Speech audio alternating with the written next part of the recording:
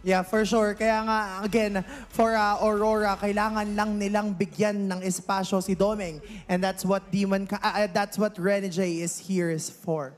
Aurora builds on the momentum after doing the impossible. But is it finally the time for Fnatic Onyx Philippines to say that this ends now? Casters, pasok. Malalaman na natin ang sagot sa katanungan na yan sa pagpasok natin in game number 6. Matapos ang napakagandang comeback mula sa Aurora MLBB, tumitibok pa rin ang puso ng mga Roras kontra sa mga Sonics. Hindi mo talaga masasabi na tapos na ang laban hanggat hindi pa nasisira yung base. So napakagandang comeback para sa kanila. Ngayon naman para sa side ng Fnatic Onyx Philippines, kailangan nilang simulan at tapusin ang laban ng maganda. And this time around, si King Kong ay nakasuyo na muli. Isa sa mga naging signature pickups niya dito sa ating playoffs. At makikita nga natin in this game ay masasabi natin na parang nakuha ng Aurora at ng Fnatic Onyx yung mga comfort pick nila. Oh, ay, sinabi mo yung kanina parang may something yata sa Aurora dito ni Yue. Undefeated. Sinabi din to kanina doon sa sa Infinix Game Tambayan na wala pa ring talo itong Aurora pick ni Yue. Kaya naman makikita natin in this do or die game, napaka-importante for them ang larong ito. Oh, so paunahan na to pagdating sa momentum dahil yung line nagsusuntukan agad yung dalawang junglers natin.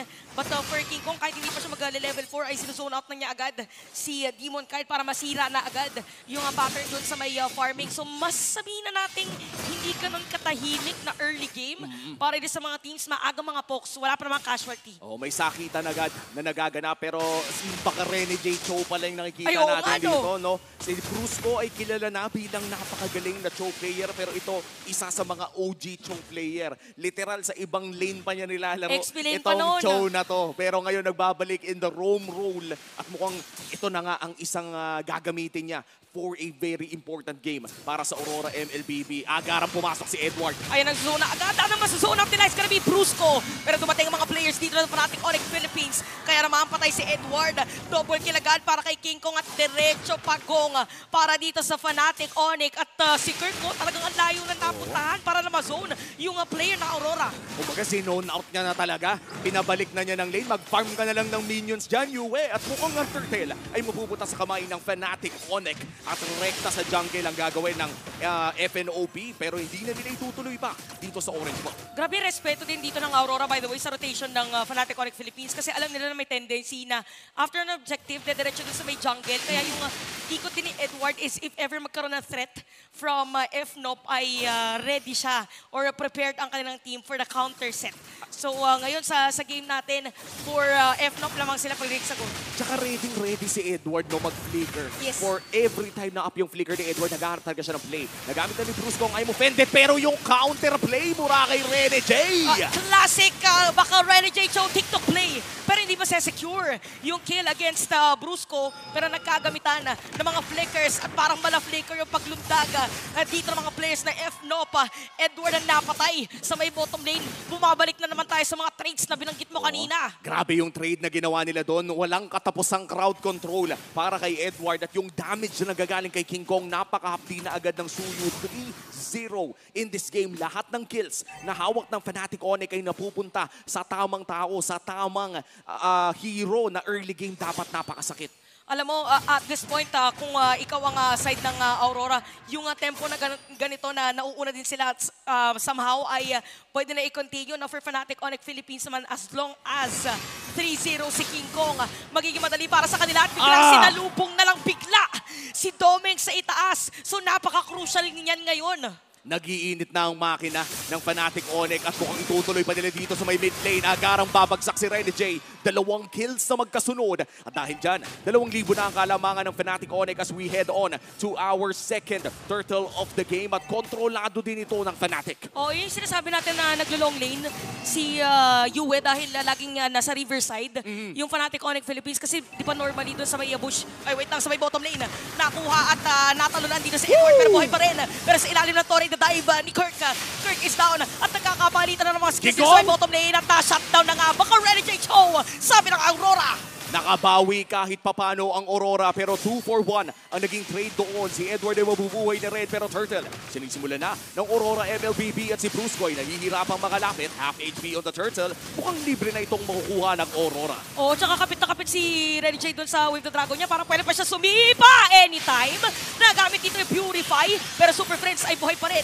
Sasalubungin dito si Demon kahit ang mga players ng Fnatic Onyx Philippines makunat pero masakit ang damage ng Fnatic Onyx kaya naman patay ang Smiling Demon. Si Kirk naman ata ang isusunod nila pero si Edward ngayon ay kailangan ng tumakas. Fnatic Onyx pa rin ang nakakalamang pero nahati na ng Aurora MLBB mula 2,000 to 1.2. So parang ibig sabihin nito, once na aggressive yung kalaban mo, kailangan aggressive ka rin. Parang yun yung naging change or yun yung naging shift for Aurora kaya medyo nakakagawa sila ng play. So for Fnatic Onyx Philippines, ganun din naman, sinasagot din nila pag may nakikita sila ng player from Aurora. Nagsasabayan sila eh. Itong 1K gold kit kasi kahit pa sabihin mo may konting lamang ka, kaya ka pa rin sabayan in 18 fight. Basta tumama o mauna ang mga abilidad ng Aurora MLBB. At nakikita natin sa damage na hawak ngayon ng Aurora MLBB ay sapat na ang kanilang bawas kung tumama ang Spear of Alpha ni Demon Kite. And of course, yung mga play na nanggagaling din kay Yue. Tandaan natin, kahapon ang mga naging signature play ni Yue in their series against Falcons AP Bren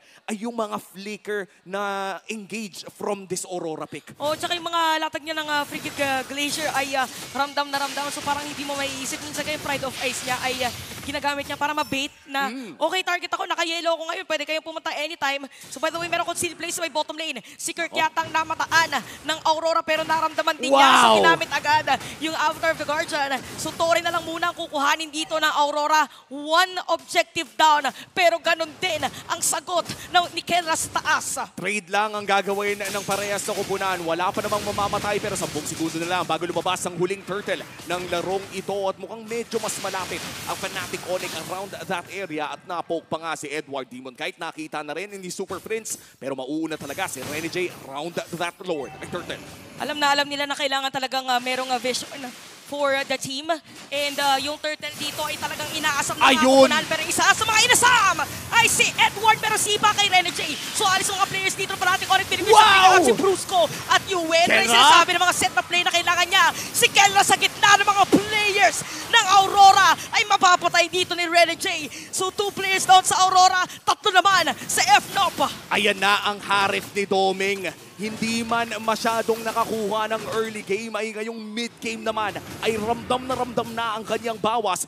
Yes, nakapag-free hit si Kendra pero yung AoE damage ng isang harif ang nanaig doon sa turtle fight na yon. At dahil nga sa pagkapanalo ng Aurora ay magiging even na at mawawala na ang gold lead na hawak ng Fnatic. Alam mo buong MPL Season 14 parang nakadikit na sa pangalan din ni Doming bukid sa Moscow ay itong harif even during playoffs. So talagang gamay na gamay niya kung paano sasayaw sa gitna ng mga players ng Fnatic Onyx Philippines. So kailangan mag-regroup ngayon ng Fnatic Onyx Philippines kasi 2K gold lead napunta sa Aurora, 600 ang lamang nila. Oo, at ito na nga, exciting part na naman ang ating inaabangan dahil pantay na naman ang parehas na kupunan. Ibig sabihin ito yung damage na pwede nilang batuhin ay halos pantay lamang. But in terms of late game scaling, no, I would say na maganda pa rin na meron ka pang split push kay Kendra. But in terms of raw damage, lamang naman dito si Doming. Oo, tsaka kaya kailangan ditong maging maganda yung sabihin na nating setup play from this post 5s. And saktong-sakto na parang kontrahan kasi to yung Cho at tsaka yung Ruby. Parang hirap pumasok kung Cho ka kapag merong nag-don't run Wolf King na Ruby sa harap mo. So labanan na rin to ni Renny J tsaka ni Brusco. Lahat na. Nag-player head-to-head tayo. Lahat pala ng mga players ay inikutan natin. Nagkakontrahan na at nahila na nga yung isa. Hindi na ata makagalaw si Renny J. Papagsak ang Hitman. Pero nandun sa likod si King Kong. Nandun na naman si Kirk at si Yue ay wala na rin. It's go time na daw sabi ng Fnatic Onyx Philippines. So 2 players nga kanila nakuha. So kailangan mag-reset ngayon for this game kung ikaw ang Aurora. Dedepensa nila yung Torre dito sa may gitna. Pero 3 players ng Fnatic Onyx Philippines ang ready atang sumira. Grabe yung crowd control layering na meron ng Fnatic Onyx dito. The moment na mahila ka ng isang Ruby via that I'm offended, ay expect mo na may lalapag na internal guard at tuloy-tuloy na yon kasi may Avatar of the Guardian ba. Pwede mong isa-isahin. Pero by the time na umabot ka sa pangatlo o pang-apat na crowd control, most likely, patay ka na. Oo, sobrang hirap na parang hindi mo na kayang kukuhanin kung ano pang pwedeng iba to. Kasi aside from the crowd control, meron din damage yung ilan sa mga crowd control. So ito nagkabaliktaran na naman. Fnatic Onyx Philippines na naman yung lamang pagdating sa gold lead. So crucial ngayon yung Lord na sinisimulan by the way ng Aurora. Kailangan matahan, kailangan mahanap yung mga tamang tao. Half HP on this Lord. This is the first Lord of the game. Hindi pa naman ito yung dumadamba, kaya naman kalma muna ang ating mga teams. Hindi pa ito yung pinag-aagawan ng lahat. Pero for sure, yung mga players na, yung mga nanonood sa mga players natin ngayon ay hindi kalmado. Sinabi nga nung ibang mga casters natin buong mga playoffs na parang hindi ka pwedeng kumurap. Kasi isang pikit mo lang ay pwedeng iba yung maging sitwasyon ng laban. Imaginein mo kung last game nag-CR ka, pagbalik mo si Yue, Ano nangyari? nag-scale na ng late game. Bawal ka talaga mag-CR kapag ganitong klaseng laruan. Pero si Super Friends, half HP na. Si Rene J ay naghahanap ng magandang angulo. And this might just be a really good play for the Hitman kung may mahanap siyang high priority target dito. Okay, so nagka-reveal na ng pwesto by the way kasi si Demon kahit nalaman niya nandun mga players ng FNOC, bibitawan muna yung Lord. 10 minutes pa lang naman. Sinabi daw kasi ni Womi, kalmado muna, kakalmahan muna nila. Maraming salamat sa dalawang teams na sumunod sa shot call ng casters na ngayon mukhang hindi na nasusundin pa dahil mukhang nahanap na nga nila ang mga gusto nilang hanapin. Super Friends, looking for Renegade, hindi tatama ang poke. Half HP na naman muli para sa ating Lord. Demon kahit ang hawak pero nandyan si Brusco, nagkahilaan na boss. Pulsuhan na talaga to. At kita natin napakaganda paglatag. Napakaganda paglatag ng skills para din sa Aurora. Even Yue on a Raging Glacier. Yung ultimate dito ng Demon Kite. So dala ng patay sa side ng Fnatic Onyx Philippines. Sila ang may chance ngayon. Yung Aurora na makuha. Yung Lord at masesecure na nga nila. Grabe yung pag-burst na nagmumula sa Aurora MLBB. Nahanap si Kirk, nahanap si Brusco. Wala silang pake kahit yung dalawang yon ang pinakamakunat na miyembro ng Fnatic Onyx. Alam nila na sapat ang kanilang bawas kaya binato na nila lahat. Considering na pati yung Alpha, yung katawan ni Alpha, yung Spear of Alpha, binato na nila sa dalawang tank. Talagang winasiwas na nila. Parang okay na to. Basta ang homes siguro dito ng Aurora, papasok ako, kayo na bahala. Pigilan yung mga players. By the way, US at 1-2-6 for Demon Kite naman 4-2-4. So yung connection ng layering of skills ay nandoon para sa dalawang players ng Aurora. Or sa lahat ng players rather. At kung tutuusin no, Chantel, itong mga heroes na pinapanood natin in this game, lahat talaga sila may crowd control layering. Hindi lamang ang Fnatic Onyx ang may combo na napakatagal ng crowd control, kundi Aurora MLBB na rin. Kapag tumama ang mga skills ni Rene J sa'yo, expect mo na nandyan na agad ang Raging Glacier na nagmumula dito kay Yue and of course the Spear of Alpha from Demon Kite. Kaya naman in this Lord push sa may bandang ibaba, kailangan mag-ingat ang dalawang teams dahil kung may isang mahuli, hindi na magigising pa. Tsaka ano ngayon, parang umiinit kasi yung laban. For sure, naiinitan na rin yung mga players. Parang pinapalimagan muna dito ni Yue. So parang yung nagiging sagot nila, uy parang sa iba yata manggagaling si King Kong. If I'm not mistaken, para magka-cut ba ito ng minion wave? Or pwedeng may surprise play? Yung Fnatic Onyx Philippines, hindi natin sure, Umi, kung anong gagawin nila. Depende na to sa timpla. Pero nandyan pa rin naman si King Kong pero makakapag-recall na. At hindi na ata itutuloy pa ng Aurora MLBB ang pag-push dito sa base ng Fnatic Onyx. Kalma na muli. Pero bago umuwi ay kukunin na ang mga purple buff nila. Papaypayan muna yung mga purple buff. Papaypayan muna yung mga areas sa mapa kasi masyadong mainit yung nangyayari. At mainit yata si Rene J na papasok. Hindi si Edward na mauuna. Diretso private at Kiko kanila makukuha. Bruce Loswell. Pero si Kirk makakatakas gamit yung kanyang ultimate. So unti-unting kumakatok ang Aurora dito sa itaas. Merong pagsibat para dito kay Kenra pero hindi sapat. Kaya naman unti-unting mawawala mga players dito ng Fnatic Onyx Philippines. Si Kenra na lang ang natitira para dumepensa. Meron pang minion wave sa top lane and may dadating sa may bottom lane. Parating na ang minion wave.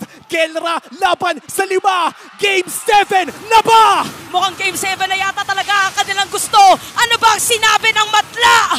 Game number 7, Aurora! Ramdam ang yanig sa MPL Arena as we head on